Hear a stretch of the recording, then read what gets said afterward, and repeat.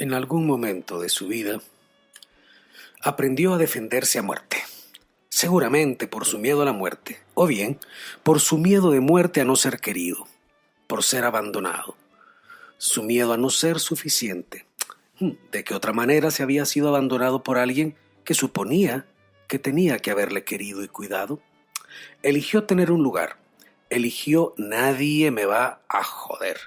Y las circunstancias de la vida le dieron múltiples oportunidades para mostrar a los demás que así iban a ser las cosas.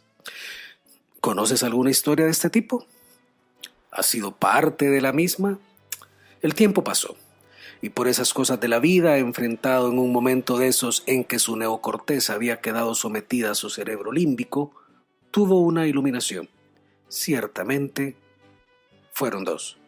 La primera es que al parecer en algún momento nuestro amigo en adelante Manuel se desconectó y volvió a verse a sí mismo con un poco de sangre un tiempo después que manchaba su camisa en la dirección de la escuela y con la noticia de que podía ser expulsado de la misma.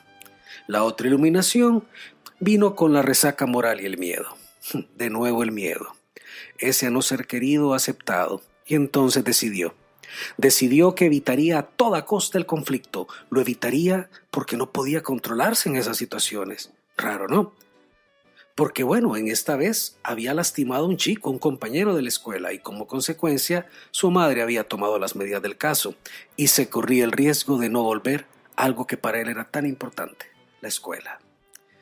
¿Y a qué viene todo este cuento? ¿Cómo para qué?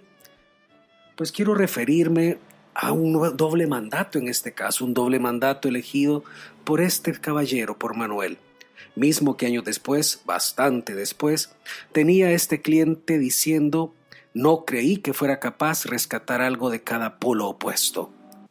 Con esas palabras, Manuel se refería al hecho de poder tomar tanto de la energía de la postura de no me va a joder nadie y otro tanto de la postura de evitar el conflicto que se había convertido en un recurrente transigir y que como consecuencia de ese silencio y de ese transigir terminaba llevándolo a un estallido impotente, en ocasiones violento. En un proceso de coaching, pues sí, fui invitado a trabajar con esta persona. Sus pares y su supervisor directo decían que era uno de los más experimentados directores senior del equipo, con un excelente criterio que está haciendo una gran contribución a la compañía. Pero, bueno, ahí estaba el pero, que en ocasiones se guardaba cosas importantes para evitar el conflicto.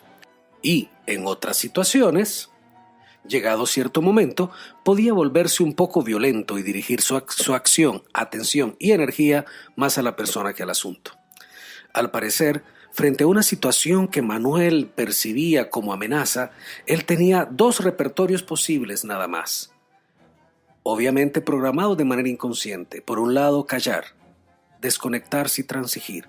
Por el otro, enfrentar a aquel que representaba una amenaza. Ciertamente esto no sucedía todo el tiempo, sucedía en algunas ocasiones particulares y con algunas personas.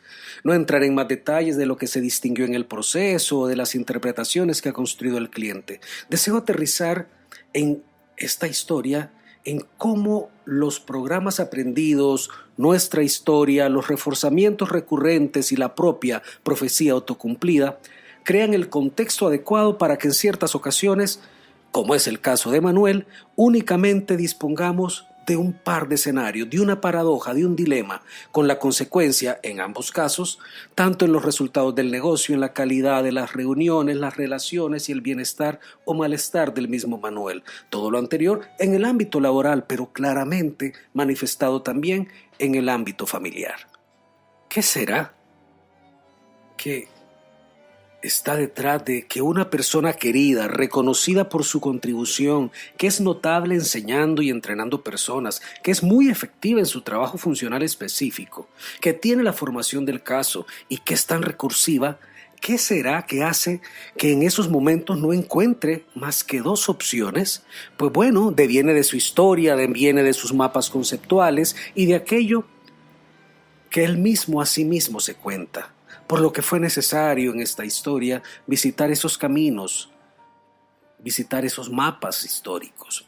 En ellos encontramos diferentes tipos de cosas de valor con las que Manuel finalmente eligió hacer algo al respecto. Se encontró con ese chico, sí, ese que primero se vio solo y eligió atacar para no ser atacado. Ese que eligió habitar un espacio de tensa observación para no ser dañado, cuidar de sí y de otros porque quien debía hacerlo no lo hacía. Se encontró también con el evento que le llevó a elegir el camino del transigir, de evitar sacar su voz y seguir cargando por dentro con la tensión. De pronto se volvió paladín de la quietud en ese momento por su terrible miedo a lo que le pasaba cuando se enojaba. Reconoció las consecuencias de su hacer en el tiempo, en sus relaciones, en resultados, en el ejercicio personal de pretender estar bien, así sea sabiendo que hay algo que arreglar luego de un arrebato, luego de transigir. Mas también encontró el lado luminoso. Encontró los recursos y energía detrás de esos momentos en que abrazaba el conflicto. Encontró una interpretación distinta para el conflicto. Manuel se dio cuenta que esa fuerza le había permitido lograr muchas cosas. Le había permitido materializar sus sueños. Le había permitido cuidar lo propio y cuidar a los propios. Abrazó además a la luz en el que transigía.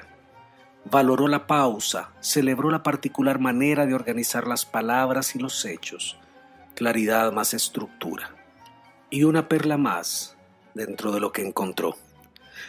Dio cuenta que ya no era el niño que peleaba por un lugar, que necesitaba ser querido y necesitado, y que los demás tampoco eran ese que por las razones que fueren habían elegido no estar. Disciplina de realidad entonces al dar cuenta. Disciplina de aceptación entonces al aceptar que ya no era ese niño y las consecuencias además de sus acciones. Disciplina del aprender y darse cuenta de que existe una tercera, una cuarta, una quinta alternativa. Y sí, la disciplina del emprender y desde ese emprender continuar el camino, la transformación personal. Manuel fue capaz de ver, entre otras cosas, que sí hay varias opciones. Claro, hay una opción A, que en este caso, por ejemplo, sería atacar. También había una opción B que se mantenía como posible, que sería la de transigir. Mas agregó otra opción, agregó una opción C que no es ni enfrentar ni transigir, sino que un poco de ambas cosas. Pero es más, encontró una alternativa D, una cuarta alternativa, esa que significa modificar el juego completamente, dejando de ser un dilema y convirtiéndose en un tetralema. Y el tetralema tiene algo mágico que nos da la posibilidad de encontrar una quinta alternativa, que esa es salir de las 4 posiciones, salir del tablero, mirarlo y desde afuera, como en una suerte de metaposición, abrazar lo mejor de todo y volver a la posición cuarta para desde ahí actuar. Pero todo eso luego y solo luego de abrazar la vida vivida con sus luces, sus sombras y sus nuevos aprendizajes.